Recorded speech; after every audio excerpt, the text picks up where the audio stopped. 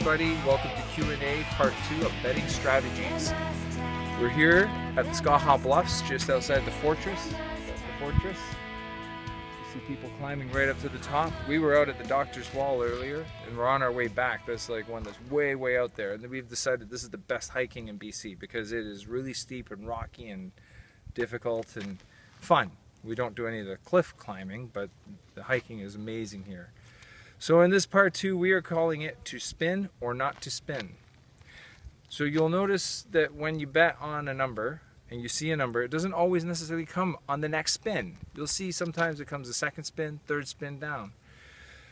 So you must decide, how long do I keep my money on a number for, and how long do I keep spinning to see if it shows up? Because you don't know if you were using your midbrain or not. The midbrain is the part that sees the future. The rest of the brain makes up numbers and maybe sees it, maybe don't. Sandy and I have come up with our betting strategy, and our betting strategy, this is just us, says 3 spins. If it's not within 3 spins, we refocus. Ideally, and we have made this a new rule, is we refocus after every spin.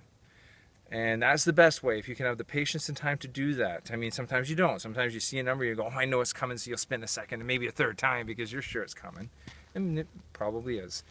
But for us, if we see a number, and then we refocus and see a different number, the next question is, do you leave it on both numbers? If you see 10 and then you refocus and then see 8, well, that's up to you. So once again, this is your strategy you're going to create, and here's some advice we give to you.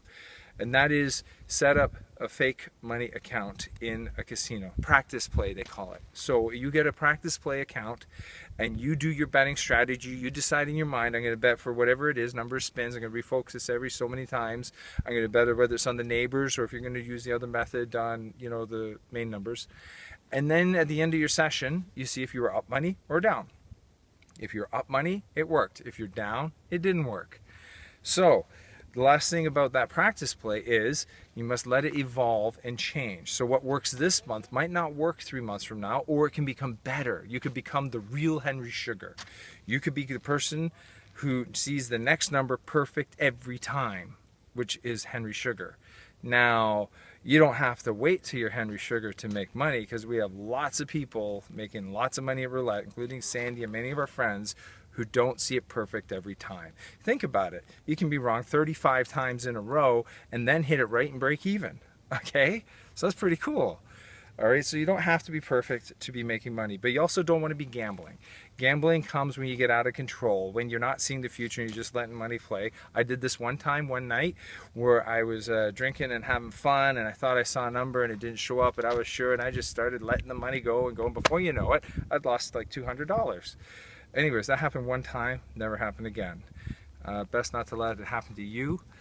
Sandy was correcting me the whole time, telling me I wasn't in focus, and I wasn't, so I should listen to her. And then that brings us to part 3. So in part 3, you're going to hear another betting strategy, which was taught by our friend Kenny. It's an advanced betting strategy. We're going to let him explain it part of the video because he said that we could use his video in ours. And for now, before we leave, I want to share with her our shirt that we have found. This is our old concert shirt. It's a ripped shirt, not because it's got holes in it, but because it's ripped. And that's our band. So here you have Attila, you have me, you have the master of roulette, Sandy, and you have Todd. Missing from here is Chris, because he took a sabbatical when we went on our concert tour, so he's missing from the shirt. He used to be over here.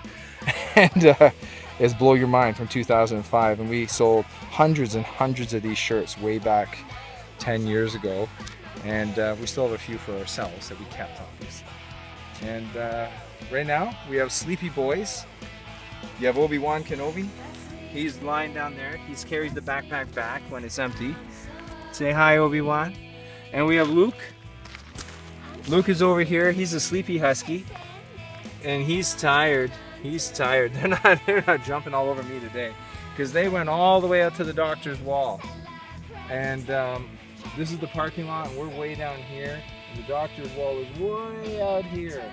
And we walked way over here, and all the way around here, and then all the way back again. This was a full day. I mean, like 4 hours of walking today at the Skaha Bluffs. And those people have rappelled down now.